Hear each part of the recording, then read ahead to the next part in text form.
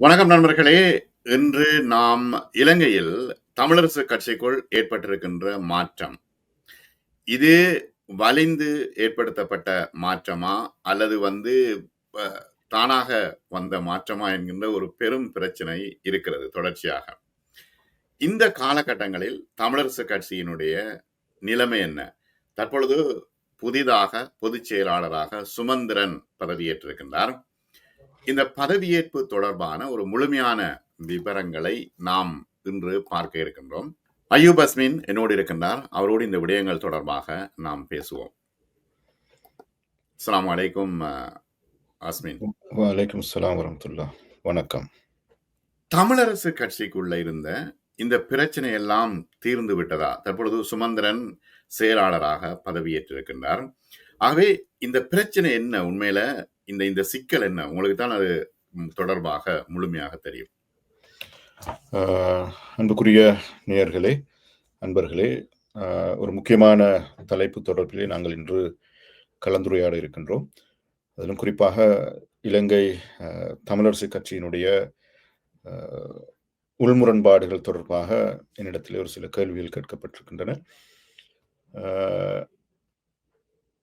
இலங்கை தமிழரசு கட்சியினுடைய உள் முரண்பாடுகள் தொடர்பாக நான் அதனுடைய மத்திய குழு உறுப்பினரோ அல்லது அதனுடைய பொதுச்சபை உறுப்பினரோ அல்ல. ஆனால் எனக்கு தெரிந்த ஒரு சில விடயங்களை இங்கு பகிர்ந்து கொள்வது பொருத்தமாக இருக்கும் என்று கருதுகின்றேன். தமிழரசு கட்சியை பொறுத்தவரையிலே அது இலங்கையினுடைய ஒரு பழமை வாய்ந்த ஒரு கட்சி. அது தமிழ் பேசும் மக்களுக்கான ஒரு கட்சி. அது தமிழ் மக்களையும் முஸ்லிம் மக்களையும் இணைக்கின்ற 1949ஆம் ஆண்டு அதனுடைய பிரியாம்பிளிலே, அதனுடைய யாப்பினுடைய முகவுரையிலே இது மிக தெளிவாக சொல்லப்பட்டிருக்கின்றது. தமிழ் பேசும் மக்களுக்குரிய கட்சி. அதனுடைய இலக்கு, அதனுடைய நோக்கு இலங்கையிலே சமஷ்டி வடிவிலான ஒரு அதிகார பகிர்வை தமிழ் மக்களுக்கும் தமிழ் பேசுகின்ற முஸ்லிம் மக்களுக்குமாக 2 சமூகங்களுக்கும் ஒரு சமஷ்டி அதிகார அழகை இலங்கையிலே பெற்றுக்கொள்வதுதான் அந்த கட்சியினுடைய நோக்கமாக குறிப்பிடப்படுகின்றது. எனவேதான் அந்த கட்சியை எல்லோரும் தமிழரசு கட்சி என்று அழைப்பதற்கு மேலதிகமாக ஃபெடரல் பார்ட்டி என்று அழைக்கின்ற அளவிற்கு அது அந்த அந்த ஃபெடரல் தத்துவங்களை, அதாவது சமஷ்டி வழியிலான அதிகார பகிர்வை மிக ஆழமாக இலங்கையினுடைய அரசியலிலே ஊன்றிய ஒரு கட்சியாக நாங்கள் அதனை பார்க்கின்றோம். மிக நீண்ட காலமாக தமிழ் மக்களும் முஸ்லிம் மக்களும் இணைந்து பயணித்த ஒரு கட்சியாகவும் அதுதான் இருந்திருக்கின்றது நீண்ட காலமாக. தலைவர் அஷ்ரப் அவர்கள் 1989ஆம் ஆண்டு ஒரு புதிய முஸ்லிம் காங்கிரஸை உருவாக்குகின்ற வரைக்கும் அவர் அந்த இலங்கை தமிழரசு கட்சியிலே தன்னுடைய அங்கத்துவத்தை வைத்திருந்திருக்கின்றார் என்பதை நான் இந்த இடத்திலே நினைவு கூற கடமைப்பட்டிருக்கின்றேன். குறிப்பாக வடக்கு கிழக்கு மாகாணங்களை பொறுத்தவரையிலே தமிழ் பேசுகின்ற மக்களாக தமிழ் மக்களும் முஸ்லிம் மக்களும் இணைந்த ஒரு அரசியலை அவர்கள் நீண்ட காலமாக செய்திருக்கின்றார்கள். துரதிர்ஷ்டவசமாக வெளிநாட்டு சக்திகளினுடைய அழுத்தங்களும் இலங்கையினுடைய உள்ளக முரண்பாடுகளும் முஸ்லிம் சமூகத்திற்கும் தமிழ் சமூகத்திற்கும் இடையிலான ஒரு இடைவெளியை, ஒரு விரிசலை அது ஏற்படுத்தியது. ஆனால் அது ஒரு செயற்கையான விரிசல், செயற்கையான இடைவெளி. அது நிச்சயமாக நிவர்த்திக்கப்பட வேண்டிய ஒரு விடயம். இப்போது இலங்கை தமிழரசு கட்சி ஒரு தனி கட்சியாக, அதற்கு முன்னைய காலங்களிலே அது ஒரு தமிழ் தேசிய கூட்டமைப்பு என்கின்ற பல்வேறு கட்சிகளை உள்ளடக்கிய ஒரு கூட்டு அணிக்கு அது தலைமை தாங்கிக் கொண்டிருந்தது இலங்கை தமிழரசு கட்சி. இப்போது அது ஒரு தனியான கட்சியாக பரிணமித்திருக்கின்றது. அதுக்கான நியாயங்கள், பல்வேறு காரணங்கள் இருக்கின்றன. எனவே தமிழரசு கட்சிக்குள்ளே அல்லது தமிழ் தேசிய கூட்டமைப்புக்குள்ளே இருக்கின்ற முரண்பாடுகள் தொடர்பாக எங்களுடைய அவதானங்களை செலுத்துகின்ற பொழுது அது தமிழரசு கட்சியாக அல்லது தமிழ் தேசிய கூட்டமைப்பு என்கின்ற ஒரு கூட்டமைப்பு உருவாக்கப்பட்ட காலம் முதலே அந்த பிரச்சனைகள், உள்ளக பிரச்சனைகள் இருந்திருக்கின்றன. எல்லா அரசியல் கட்சிகளிலும் அத்தகைய பிரச்சனைகள் இருந்திருக்கின்றன. உண்மையில் தமிழர் விடுதலை கூட்டணி 1977ஆம் ஆண்டுக்கு பிறகு இலங்கை தமிழரசு கட்சி, தமிழ் அகில இலங்கை தமிழ் காங்கிரஸ், தொண்டமான் அவர்களுடைய கட்சி போன்ற பல்வேறு தமிழ் கட்சிகள் இணைந்து தமிழர் விடுதலை கூட்டணி என்கின்ற ஒரு ஒரு அமைப்பை உருவாக்கினார்கள். அதுதான் தமிழ் மக்களுடைய ஏக பிரதிநிதிகளாக அரசியல் தளத்திலே 1977க்கு பின்னர் நிலைநிறுத்தப்பட்ட ஒரு கூட்டமைப்பு. ஆனால் அந்த கூட்டமைப்பு தொடர்ச்சியாக அரசியல் செயல்பாடுகளில் ஈடுபட்டு கொண்டு வந்தது. ஒரு ஒரு கட்டத்திலே விடுதலை புலிகள் ஜனநாயக அரசியலுக்கு ஈடுபடுவதை தவிர்த்திருந்தார்கள். அதற்கு எதிரான கருத்துக்களை, எதிரான நிலைப்பாடுகளை கொண்டிருந்தார்கள். அதற்கு பின்னர் 2002ஆம் ஆண்டு பேச்சுவார்த்தைகள் ஆரம்பமாகியதன் பின்பு, குறிப்பாக 2004ஆம் ஆண்டுக்கு பிறகு அவ்வாறான ஒரு ஒரு அரசியல் முகம் அவசியப்படுகிறது. எனவே மீண்டும் தமிழர் விடுதலை கூட்டணியை தமிழ் தேசிய கூட்டமைப்பு என்கின்ற ஒரு ஒரு ஒரு விதமாக எல்லோரையும் அரவணைத்து செல்கின்ற, எல்லா தமிழ் மக்களையும் பிரதித்துவப்படுத்துகின்ற ஒரு கட்சியாக அதனை அறிமுகப்படுத்தினார்கள். உதயசூரியன் சின்னத்திலே அந்த கட்சி மக்கள் மத்தியிலே அறிமுகமாகியது. தலைவர் சிவசிதம்பரம் அவர்களுடைய இறப்பை தொடர்ந்து அந்த தலைமைத்துவ இடம் வெற்றிடமாகின்றது. அதுவரை காலமும் தமிழர் விடுதலை கூட்டணியாக இருந்த அந்த அமைப்பு, உதயசூரியன் சின்னத்தில் இருந்த அந்த அமைப்புக்கு ஆனந்த சங்கரி அவர்கள் அந்த கட்சியிலிருந்தே உடைத்துக் கொண்டு வருகின்றார்கள். அங்கே ஒரு முரண்பாடு ஏற்படுகின்றது. அந்த சந்தர்ப்பத்தில் தான் திரு சம்பந்தன் அவர்களுடைய தலைமையிலே இலங்கை தமிழரசு கட்சியினுடைய சின்னத்தின் கீழ், வீட்டு சின்னத்தின் கீழ் தமிழ் தேசிய கூட்டமைப்பாக ஏனைய கட்சிகளையும் அரவணைத்துக் கொண்டு இலங்கை தமிழரசு கட்சியினுடைய தலைமையிலே அந்த தலைமைத்துவம் வழங்கப்படுகின்றது, அந்த தமிழ் தேசிய கூட்டமைப்புக்கான. 2009ஆம் ஆண்டு யுத்த முடிவு வரைக்கும் தமிழ் தேசிய கூட்டமைப்பு தமிழ் மக்களினுடைய அரசியல் பிரதிநிதிகளாக கிட்டத்தட்ட 22 பாராளுமன்ற உறுப்பினர்களை கொண்ட ஒரு பெரிய அணியாக, ஒரு ஜனநாயக முகமாக அவர்கள் செயல்பட்டிருந்தார்கள். 2009ஆம் ஆண்டு யுத்த நிறைவுக்கு பிறகு அங்கே ஒரு முரண்பாடு அல்லது தலைமைத்துவம் சார்ந்து அல்லது எவ்வாறு அடுத்த கட்ட நகர்வுகளை மேற்கொள்வது என்கின்ற விடயத்திலே ஒரு முரண்பாடு ஏற்படுகின்றது. அந்த சந்தர்ப்பத்தில் முதலாக தமிழ் தேசிய கூட்டமைப்பிலிருந்து பிரிந்து சென்றவர்கள் கஜேந்திரகுமார் பொன்னம்பலத்தினுடைய தலைமையிலே அகில இலங்கை தமிழ் காங்கிரஸ், அவர்களும் உடனடியாக அந்த கட்சியிலிருந்து பிரிந்து செல்லாவிட்டாலும் அப்பாத்துரை விநாயகமூர்த்தி அவர்கள் அகில இலங்கை தமிழ் காங்கிரசினுடைய தலைவராக இருந்து கொண்டு அவர் தமிழ் தேசிய கூட்டமைப்போடு இணைந்திருந்தார். கஜேந்திரகுமார் பொன்னம்பலமும் பத்மினி சிதம்பரநாதன் போன்றவர்கள், கஜன் போன்றவர்கள் அந்த கட்சியிலிருந்து விலகிச் சென்றார்கள். இது வரலாறு. அதற்கு பின்பும் கூட 2009ஆம் ஆண்டு யுத்தம் முடிவுக்கு பிறகு புலட் அமைப்பு, சித்தார்த்தன் தலைமையிலான புலட் அமைப்பு தமிழ் தேசிய கூட்டமைப்போடு இணைகின்றது. அதையும் ஒரு சம்பந்தரையா அவர்கள் அதனை ஒரு சாதகமான அமைப்பாகத்தான் கருதினார்கள். பல முரண்பாடுகள் இருந்தன. ஏனென்றால் விடுதலை புலிகளினுடைய தலைவர் பிரபாகரன் அவர்கள் படுகொலை செய்யப்பட்டார் என்ற செய்தி வெளியிட்ட பொழுது சித்தார்த்தன் அவர்கள் வவுனியாவிலே வெடிகொளுத்தி பால் சோறு பங்கிட்டு அதனை கொண்டாடிய ஒரு தலைவர் என்று சொல்லப்படுகின்றது. எனவே அவ்வாறான ஒருவரை, ஒரு தமிழ் தேசிய போராட்டத்துக்கு விரோதமாக இருந்த ஒருவரை ஏன் நீங்கள் தமிழ் தேசிய கூட்டமைப்பில் இணைக்கின்றீர்கள் என்ற கேள்விகள் எல்லாம் அப்போது எழுந்தன. எனவே 2010ஆம் ஆண்டுக்கு பிறகு இவ்வாறான மாற்றங்களோடு இலங்கை தமிழரசு கட்சியினுடைய தலைமையிலே தமிழ் தேசிய கூட்டமைப்பு ஒரு நல்ல அணியாக, தமிழ் மக்களை பிரதிநிதித்துவப்படுத்துகின்ற அணியாக, சர்வதேச சமூகத்துக்கு பொறுப்பு சொல்லுகின்ற அணியாக, சர்வதேச சமூகத்தை விழித்து பேசுகின்ற ஒரு அணியாக அது மாறியது. அந்த சந்தர்ப்பத்தில் தான் ஹார்ட் பவர், சாஃப்ட் பவர் என்று சொல்கின்ற 2 பதங்கள் தமிழ் அரசியலுக்குள் அறிமுகப்படுத்தப்படுகின்றது.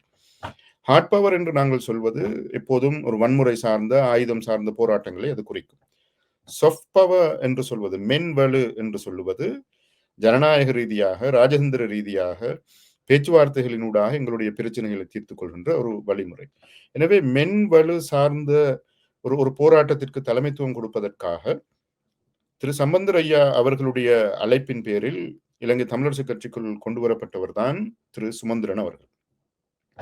எனவே அவருடைய வருகையை தொடர்ந்து 2011-12ஆம் ஆண்டுகளை நீங்கள் பார்க்கின்ற பொழுது சர்வதேச ரீதியாக பல பேச்சுவார்த்தைகள், வெற்றிகரமான பல பேச்சுவார்த்தைகள் இடம்பெற்றிருக்கின்றன. எனவே இந்த குறிப்பிட்ட காலங்களிலே திரு சுமந்திரன் அவர்கள் தமிழ் தேசிய போராட்டம் தொடர்பாக, தமிழ் மக்களினுடைய உரிமை போராட்டம் தொடர்பாக பல்வேறு ஆவணங்களை அவர் தயார் செய்தார்.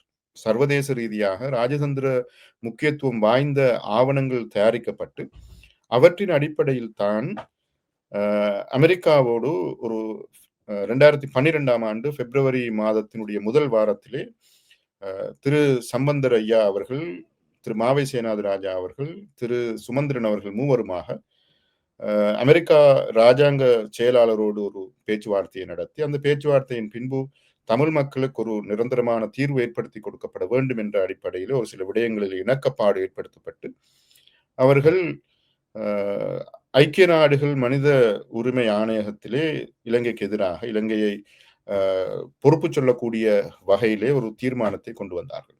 இது 2012ஆம் ஆண்டுகள் முதல் இதனுடைய செயல்பாடுகள் தொடக்கம் பெறுகின்றன. அதே ஏக காலத்திலே 2012ஆம் ஆண்டு கிழக்கு மாகாண சபை தேர்தல் இடம்பெறுகின்ற பொழுது, கிழக்கு மாகாண சபை தேர்தலிலே தேர்தல் விஞ்ஞாபனமாக இலங்கை தமிழரசு கட்சி ஒரு இலங்கை தமிழ் மக்களுடைய, தமிழ் பேசுகின்ற மக்களுடைய பிரச்சனைகளை உள்ளடக்கியதாக ஒரு தீர்வு திட்டத்தை வலியுறுத்தியதாக அந்த தேர்தல் விஞ்ஞாபனத்தை அவர்கள் முன்வைக்கின்றார்கள். அது மிக முக்கியமான ஒரு ஆவணமாக இலங்கையினுடைய அரசியலில் அது பார்க்கப்படுகின்றது. அதற்கு பிறகு ஆனால் 2012ஆம் ஆண்டு கிழக்கு மாகாண சபை தேர்தலிலே முஸ்லிம் காங்கிரஸ் தமிழ் தேசிய கூட்டமைப்புக்கு ஆதரவு வழங்காமல் மஹிந்த அணிக்கு ஆதரவு வழங்கிய ஒரு சூழ்நிலையை பார்க்கின்றோம். இது இறுதி நேரத்திலே தலைவர் ரவுஃப் ஹக்கீம் அவர்கள் ஏற்கனவே திரு சம்பந்தர் அவர்களுக்கு வழங்கிய வாக்குறுதியை மீறி மஹிந்த ராஜபக்சவுக்கு அவருடைய ஆதரவை அவர் வழங்குகின்றார். அது விரிவாக பேசப்பட வேண்டிய இன்னும் ஒரு விடயம். 2013ஆம் ஆண்டு வடக்கு மாகாண சபை தேர்தல் இடம்பெறுகின்றது. அந்த சந்தர்ப்பத்திலே எல்லோரும் எதிர்பார்த்து கொண்டிருந்தார்கள் திரு மாவை சேனாதி ராஜா அவர்களை முதலமைச்சர் வேட்பாளராக நிறுத்தி அந்த வடக்கு மாகாண சபையை நாங்கள் அமோகமாக வெற்றி கொள்ள வேண்டும் என்ற ஒரு எதிர்பார்ப்பு இருந்தது. ஆனால் திரு சம்பந்தர் அவர்கள் இதுவரை காலமும் அரசியலில் ஈடுபடாத, சட்டப்புலமை உள்ள, சட்ட ரீதியாக மக்களால் அங்கீகரிக்கப்பட்ட, சிங்கள மக்களாலும் அங்கீகரிக்கப்பட்ட, சர்வதேச சமூகத்திற்கு ஒரு தொடர்பாளராக இருக்கக்கூடிய ஒருவரை நாங்கள் கொண்டு வர வேண்டும் என்ற அடிப்படையில் திரு விக்னேஸ்வரன் அவர்களை திரு சம்பந்தர் ஐயா அவர்கள் கொண்டு வருகின்றார்கள். ஆனாலும் துரதிருஷ்டவசமாக விக்னேஸ்வரன் அவர்கள் தலைமைத்துவ ஆசையின் காரணமாக, பதவி ஆசையின் காரணமாக திரு சம்பந்தர் ஐயா அவர்களுடைய வழிகாட்டலுக்கு வெளியில் சென்று சர்வதேச விசாரணைகள் தொடர்பாக ஒரு பிறழ்வான நிலைப்பாட்டை அவர் முன்னெடுக்கின்றார். அந்த பிறழ்வான நிலைப்பாட்டோடு கட்சிக்குள்ளே ஒரு பெரிய முரண்பாடுகள் ஏற்படுகின்றது. கஜேந்திரகுமார் பொன்னம்பலம் போன்றவர்கள், இன்னொரு வெளிநாட்டு சக்திகள் திரு விக்னேஸ்வரன் அவர்களை வெளியிலிருந்து இயக்கிக் கொண்டிருந்தார்கள். எனவே திரு விக்னேஸ்வரன் அவர்கள் சம்பந்தர் ஐயா அவர்களுக்கு எதிரான நிலைப்பாடுகளை அல்லது திரு சுமந்திரன் அவர்களுக்கு எதிரான நிலைப்பாடுகளை முன்வைத்தார்கள். எனவே சர்வதேச சமூகத்திற்கு முன்னால் தமிழ் மக்களுடைய பிரச்சனையை காத்திரமாக தீர்க்கக்கூடிய இந்த இருவரையும், திரு சம்பந்தர் ஐயா, திரு சுமந்திரன் இருவரையும் அரசியல் நீக்கம் செய்ய வேண்டும் என்று ஒரு சாரார் விரும்பினார்கள். இப்ப விக்னேஸ்வரனையும் சுமந்திரனையுமா? திரு சம்பந்தர் ஐயா அவர்களையும் சுமந்திரன் அவர்களையும் அரசியல் நீக்கம் செய்ய வேண்டும் என்று விரும்பினார்கள். அதிலே வெளிநாட்டு சக்திகள் இருக்கின்றன, வெளிநாட்டு ஊடகங்கள் இருக்கின்றன, சிங்கள சக்திகள் இருக்கின்றன. அவர்கள் அந்த மென்வலு என்பது மிகவும் ஒரு பவர்ஃபுல்லான ஒரு அமைப்பாக மாறுகின்றது. அதாவது சாஃப்ட் பவர் என்பது ஜனநாயக ரீதியாக, ராஜதந்திர ரீதியாக பிரச்சனைகளை தீர்த்துக் கொள்வது என்பது ஒரு ஒரு ஒரு கனதியான ஒரு விடயமாக மாறுகின்றது. சிங்கள மக்கள் பலரும் இந்த ஹார்ட் பவரை விட சாஃப்ட் பவரை அங்கீகரிக்கின்ற, சாஃப்ட் பவரை ஏற்றுக்கொள்கின்ற மனோநிலைக்கு அவர்கள் வருகின்றார்கள். அதனை அந்த நியாயப்படுத்துகின்ற இடத்திற்கு அவர்கள் வருகின்றார்கள். இப்போது 2015ஆம் ஆண்டு இலங்கையில் ஒரு ஆட்சி மாற்றம் ஏற்படுகின்றது. அந்த ஆட்சி மாற்றம் தமிழ் தேசிய கூட்டமைப்பால் ஏற்படுத்தப்பட்ட ஒரு ஆட்சி மாற்றம். வேறு எவரும் அந்த ஆட்சி மாற்றத்தை ஏற்படுத்தி இருக்க முடியாது. நீங்கள் வாக்களிப்பு நிலைமைகள், மஹிந்த ராஜபக்ச அவர்கள் அவ்வளவு பவர்ஃபுல்லாக இருக்கின்ற பொழுது, அவ்வளவு ஒரு வல்லமை பொருந்திய ஒருவராக இருக்கின்ற பொழுது, சிங்கள வாக்குகள் அனைத்தும் மஹிந்த ராஜபக்சவுக்கு ஆதரவாக இருக்கின்ற சூழலிலே இலங்கையில் இருக்கின்ற தமிழ் பேசுகின்ற தமிழ் மக்கள், முஸ்லிம் மக்கள், மலையக மக்கள் உட்பட இலங்கையிலே இருக்கின்ற இடதுசாரிகள், இலங்கையிலே இனவாதத்துக்கு எதிராக இருக்கின்றவர்கள் எல்லோரும் சேர்ந்துதான் மைத்ரிபால சிறிசேன அவர்களை ஜனாதிபதியாக்கினார்கள். எனவே அந்த மாற்றங்கள் எல்லோரும் நுணுக்கமாக அவதானிக்கின்ற பொழுது அதனுடைய மிகப்பெரிய பங்காளர்களாக தமிழ் தேசிய கூட்டமைப்பு, குறிப்பாக சுமந்திரன் அவர்களும் திரு சம்பந்தர் அவர்களும் இருந்திருக்கின்றார்கள். எனவே அந்த மாற்றத்துக்கு பிறகு, அந்த நல்லாட்சி மாற்றத்திற்கு பிறகு தமிழ் மக்களுடைய பிரச்சனைகள் சர்வதேச முக்கியத்துவம் வாய்ந்த பிரச்சனைகளாக மாறுகின்றன.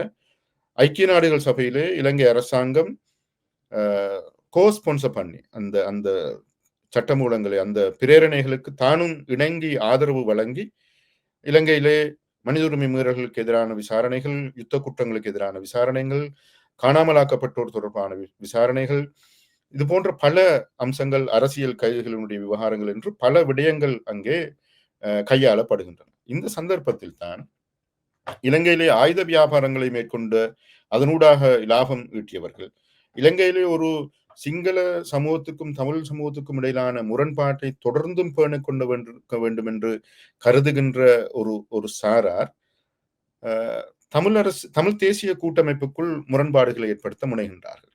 எனவே 2015 ஆண்டு தேர்தலுக்கு பிறகு சுரேஷ் பிரேமச்சந்திரன் பிரிந்து செல்கின்றார். கஜேந்திரகுமார் பொன்னம்பலம் ஏற்கனவே பிரிந்து சென்று விட்டார். விக்னேஸ்வரன் அவர்களை விலத்தி எடுத்து மாகாண சபைக்குள் ஒரு குழப்பத்தை ஏற்படுத்தி, மாகாண சபைக்கு கொண்டு வரப்பட்ட பல்வேறு நிதிகளை உரிய முறையில் பயன்படுத்தாமல் அங்கு ஒரு குழப்பம் ஏற்படுத்தப்படுகின்றது. அப்போது இருந்த ஒரு சில யூடியூபர்கள், அரசியல் விமர்சகர்கள் என்று சொல்லிக் கொள்கின்ற பலரும் விக்னேஸ்வரனை நோக்கி தமிழ் தேசிய தலைமைத்துவம் மாற வேண்டும், அதனூடாகத்தான் ஒரு வன்முறை ரீதியாக ஒரு கனதியான ஒரு தாக்கத்தை ஏற்படுத்த முடியும் என்றெல்லாம் பல்வேறு கருத்துக்களை அவர்கள் ஊடகங்களினூடாக பகிர்ந்திருக்கின்றார்கள். நான் பேர் சொல்ல விரும்பவில்லை. எனவே அத்தகைய நடவடிக்கைகளின் ஊடாக தமிழ் தேசிய அரசியலில் ஒரு குழப்பமான நிலைமை இருந்தது. அவர்கள் யார் என்று நாங்கள் தேடி பார்க்கின்ற பொழுது, ஒன்று விடுதலை போராட்டம் இடம்பெற்ற காலத்திலே விடுதலை போராட்டத்தை காட்டி பணம் சம்பாதித்துக் கொண்டிருந்தவர்கள், ஆயுத வியாபாரங்களுக்கு ஊடாக பணம் சம்பாதித்துக் கொண்டிருந்தவர்கள், இலங்கையிலே ஒரு இனப்பிரச்சனை இருக்கின்றது என்பதை காட்டிக்கொண்டு அதனூடாக வருமானம் ஈட்டிக் கொண்டிருந்தவர்கள் தான் அந்த பின்னணியிலே இருந்திருக்கின்றார்கள். எனவே அவர்கள் தமிழ் மக்களுக்கு ஒரு நன்மையை ஏற்படுத்தக்கூடியவர்களாக ஒருபோதும் இருக்க முடியாது, ஏனென்றால் அவர்களுடைய இலக்கு வித்தியாசமானது. எனவே இவ்வாறான ஒரு குழப்பகரமான சூழ்நிலை இருக்கின்ற பொழுது 2018 ஆண்டு மஹிந்த ராஜபக்ச அவர்கள் என்ன சொல்வது, ஒரு புரட்சியினூடாக ஆட்சி கவிழ்ப்பொன்றை மேற்கொள்கின்றார். அந்த சந்தர்ப்பத்திலும், எனவே 2018 ஆண்டு நோக்கி நாங்கள் வருகின்ற பொழுது ஒரு அரசியல் யாப்பு தயாரிக்கப்பட்டு விட்டது. அந்த அரசியல் யாப்பை தயாரிப்பதிலே இலங்கையினுடைய இனப்பிரச்சனைகளுக்கு தீர்வு சொல்லக்கூடிய பல விவகாரங்களை உள்ளடக்கி சமஷ்டி தீர்வினுடைய அனைத்து அம்சங்களையும் உள்ளடக்கி ஒரு தீர்வை ஜாம்பதி விக்ரமரட்ன அவர்களும் திரு சுமந்திரன் அவர்களும் இணைந்து உருவாக்கியிருந்தார்கள். ஆனால் ரணில் விக்ரமசிங்க அந்த யாப்பினுடைய வாசிப்புக்காக நாள் குறிக்காமல் அவர் இழுத்தடிப்பு செய்து கொண்டே இருந்தார். ஏனென்றால் அவர் அடுத்த அரசாங்கத்தையும் நிறுவிவிட்டு அடுத்த பதவி காலத்தை உறுதி செய்ததன் பின்பு அந்த அரசியல் யாப்பை அறிமுகப்படுத்த முடியும் என்பதுதான் அவருடைய எதிர்பார்ப்பாக இருந்தது. ஆனால் இந்த காலதாமதம் என்பது தமிழ் மக்களால் அங்கீகரிக்க முடியாது, அல்லது தமிழ் மக்கள் அந்த சாஃப்ட் பவரிலே இருந்த அந்த நம்பிக்கையை குறைந்து போகின்ற ஒரு சூழ்நிலை அந்த காலத்திலே ஏற்பட்டது. ஆனால் 2015 முதல் 2019 ஆண்டு வரையான அந்த 4 வருட காலத்தை பார்க்கின்ற பொழுது பல அரசியல் கைதிகள் விடுதலை செய்யப்பட்டார்கள், பல நிலங்கள் மீட்கப்பட்டன, ஆக்கிரமிப்பு நிலங்கள் பலவற்றிலிருந்து இராணுவம் வெளியேறி சென்றது, தமிழ் மக்கள் ஒரு நிம்மதியான ஒரு அமைப்பாக வாழக்கூடிய ஒரு சூழல் ஏற்பட்டது. எனவே இந்த சூழ்நிலையில் தான் மஹிந்த ராஜபக்ச அவர்கள் மிக கடுமையான இனவாதத்தை தென்னிலங்கையிலே பகிர்ந்து கொண்டிருந்தார். அவர் மிக குறிப்பாக இலக்கு வைத்தது 2 சமூகங்களை. ஒன்று முஸ்லிம் சமூகத்தை இலக்கு வைத்து பேசினார்கள், இதே போன்று தமிழ் சமூகத்தை இலக்கு வைத்து பேசினார்கள். எனவே தமிழ் சமூகத்தினுடைய நிலங்களை ஆக்கிரமிப்பது தொடர்பாக அல்லது தமிழ் சமூகத்தினுடைய செயல்பாடுகளை விமர்சன ரீதியாக சிங்கள மக்களிடத்தில் கொண்டு செல்வதிலே மஹிந்த ராஜபக்ச அவர்கள் மிக முனைப்பாக ஈடுபட்டார்கள். எனவே 2019 ஆண்டு ஈஸ்டர் குண்டு தாக்குதலை தொடர்ந்து வந்த ஜனாதிபதி தேர்தலிலே கோட்டபாய ராஜபக்ச அமோகமாக வெற்றியிட்டுகின்றார். எனவே கோட்டபாய ராஜபக்ச வெற்றியீட்டுவதிலே பங்களிப்பு செய்தவர்கள் தமிழ் தேசிய அரசியலே மென்வலு அரசியலுக்கு வெளியில் சென்று அதனை ஒரு வன்வலு அரசியலாக ஆக்குவதிலே முக்கியத்துவமாக செயல்பட்டவர்கள் திரு கஜேந்திரகுமார் பொன்னம்பலம், சிவாஜிலிங்கம் அவர்கள், அதே போன்று சுரேஷ் பிரேமச்சந்திரன் அவர்கள், திரு விக்னேஸ்வரன் போன்றவர்கள். எனவே அவர்கள் எல்லோருமாக சேர்ந்து சிங்கள இனவாதிகளுக்கு தூபமிடுகின்ற வகையில், சிங்கள இனவாதிகளை அணி சேர்க்கின்ற விதமாக செயல்பட்டார்கள். இதற்கு பிறகுதான் 2019, 2020 ஆண்டு பாராளுமன்ற தேர்தலுக்கு பிறகுதான் தமிழரசு கட்சி என்பது ஒரு தனியான கட்சியாக இயங்க வேண்டும் என்கின்ற ஒரு நிலைப்பாட்டை நோக்கி வருகின்றது. ஏனென்றால் ஒரு மென்வலு சார்ந்து சமஷ்டி வழியிலான ஒரு தீர்வை நோக்கி தமிழ் மக்களை தலைமைத்துவம் கொடுத்து நடாத்தி செல்கின்ற பொழுது அதிலே குழிபறிப்புகள் பல இடம்பெறுகின்றன, துரோகங்கள் இடம்பெறுகின்றன, காட்டி கொடுப்புகள் இடம்பெறுகின்றன, மக்களை அவநம்பிக்கை அடையக்கூடிய விதமாக பல்வேறு செயல்பாடுகள் இடம்பெறுகின்றன. அவற்றை பேச வேண்டும் என்றால் நாட்கணக்கில் பேச வேண்டும். எனவே அவ்வாறான பல விவகாரங்கள் நடந்ததன் பின்புதான் தமிழரசு கட்சி தன்னை ஒரு தனியான கட்சியாக தமிழ் தேசிய கூட்டமைப்பு என்கின்ற இடத்தை நோக்கி செல்ல முடியாத ஒரு நிலைக்கு வருகின்றது. தமிழரசு கட்சி ஒருபோதும் தமிழ் தேசிய கூட்டமைப்பிலிருந்து பிரிந்து வரவில்லை. ஏனையவர்கள் பிரிந்து சென்றதன் காரணமாக தமிழரசு கட்சி ஒரு தனித்து போகின்ற ஒரு முடிவை எடுக்க வேண்டிய ஒரு நிர்பந்தமான சூழல் வருகின்றது. சுரேஷ் பிரேமச்சந்திரன் பிரிந்து சென்றார். பிறகு செல்வம் அடைக்கலநாதனும் சித்தார்த்தனும் பிரிந்து செல்கின்றார்கள். ஏற்கனவே கஜேந்திரகுமார் பொன்னம்பலம் அவர்கள் பிரிந்து சென்று விட்டார்கள். இவ்வாறான சூழலில் தான் இது வருகின்றது.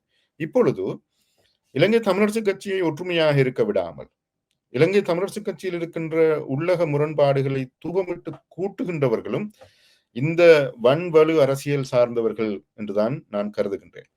எனவே ஸ்ரீதரன் அவர்களை முதன்மைப்படுத்தி ஸ்ரீதரனுக்கூடாக வன்வலு அரசியலை இலங்கையிலே நடைமுறைப்படுத்த முடியுமா, அல்லது தமிழ் மக்களினுடைய போராட்டத்தை ஒரு வன்முறை சார்ந்த போராட்டமாக உருவாக்க முடியுமா என்று கருதுகின்ற ஒரு பெரும்பாலான அணியினர் பின்னணியில் இருந்து கொண்டு இப்பொழுது தமிழ் தேசிய இலங்கை தமிழரசு கட்சிக்குள் இந்த நிலைப்பாட்டை நோக்கி நகர்ந்து கொண்டிருக்கின்றார்கள். ஆனால் சுமந்திரன் அவர்கள் மிக தெளிவாக இலங்கையினுடைய இனப்பிரச்சனையானது ஜனநாயக ரீதியாக தீர்க்கப்பட வேண்டும், அது சமஷ்டி வழியிலான கூடுதல் அதிகார பகிர்வை பெற்றுத்தரக்கூடியதாக இருக்க வேண்டும் என்ற அந்த கருத்தை ஆரம்பம் முதல் இன்று வரை சொல்லி வருகின்ற ஒருவர் நடைமுறை சாத்தியமான வழிமுறைகளை பயன்படுத்தி எங்களுடைய மக்களுடைய பிரச்சனைக்கு படிப்படியாக தீர்வுகளை பெற்றுக்கொள்ள வேண்டும் என்பது அவருடைய ஒரு கோட்பாடாக இருக்கின்றது.